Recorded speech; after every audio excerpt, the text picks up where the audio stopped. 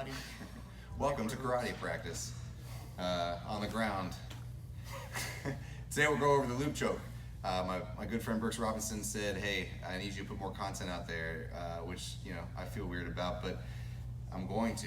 And we're going to do the loop choke today. So try to keep it as short as I can. We'll talk about loop choke structure, a couple different applications. We'll generally talk about this from the butterfly guard position, but loop chokes can be done anywhere. So everything we talk about, grip details, choke structure, all relative. So here I am in the, we'll just say butterfly guard, okay? Right hook dominant, left butt cheek. Kind of a good way to think about this. I'm gonna use my right hand here in the collar, all right? So the idea here is I wanna make a grip, not super duper deep like in the full guard, not super shallow to where I try to loop it, it's kind of weak just with the lapel only. So what I wanna do is I kind of think about the collarbone. I try to make my fist sit on the collarbone, all right? I like thinking about loop chokes, rope, blanket. I don't wanna grab blanket and rope because I make a puppet mouth, so I wanna make here on the rope only. I like making rope grip only, okay? No blanket if you can't. So here I am, my choke is gonna sit here on his collarbone. Now, the idea of the loop choke grip, it's a very good deterrent to passing. So I can always utilize it. If Chani tries to come forward, I can gooseneck my wrist and threaten his neck. The gooseneck, like this. Gooseneck and scoop, all right? Push your wrist into his neck.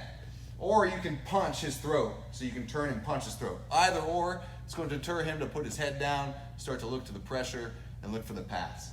So I'm gonna gooseneck and threaten his neck if he tries to pass. Now, let's talk about setting it up.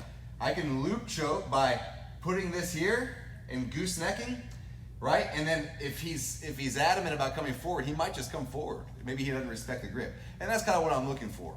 Or I pull him forward and loop choke, right? So I pull and gooseneck and scoop. Or I shove and want him to be a hard ass and come and boom. I'm gonna go ahead and try to loop choke him here. So I'm gonna gooseneck, and the idea is maybe if I pull him forward and I scoop, now I wanna look for this control of the head, all right? The first grip, first choke we'll do, super simple. I push his head down and I find the crook of my elbow. So my elbow rises, my hand shoots through, not all the way, but just on the base of my hand, so my fingers stick out of my elbow. Here, here, and then this elbow drops.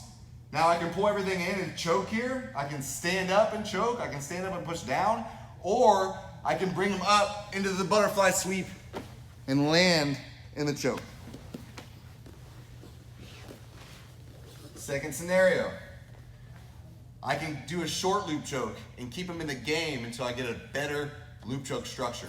So say I bring him in with my hand, and now I'm gonna bring him into my, like a headlock, front headlock position almost, but not full guillotine. Even though having him full guillotine is not impossible to get to the loop choke positions, I wanna get the crown of his head and the armpit here. And I'm gonna squeeze his head in between my arm and my ribs. And I wanna pinch over the for the crown of the head. So it's not full guillotine, it's just almost here. And then it's really hard for him to pull his head out. He's stuck here.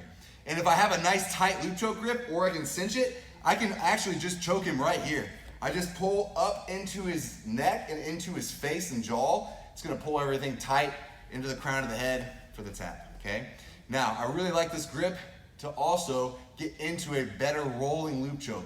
Cinch it up nice and tight so there's no escape, only tap and sleepy sleeps. So I bring him in. Now I want to keep him in that same crown, kind of weird headlock with the loop choke.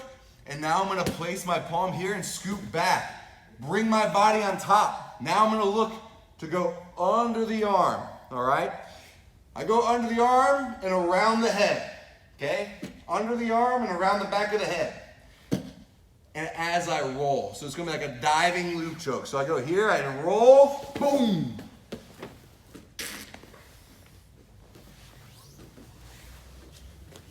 And that's pretty loopy. It's pretty loopy. Boom. I think I feel good about that for now. Maybe we'll talk about that another time. Maybe I'll make another video of some other setups and other things that people will do to deter the loop choke, and maybe how we can decipher that on the way, tighten it up, and go sleepy sleeps. Sound good, Johnny Sly? Oh yeah.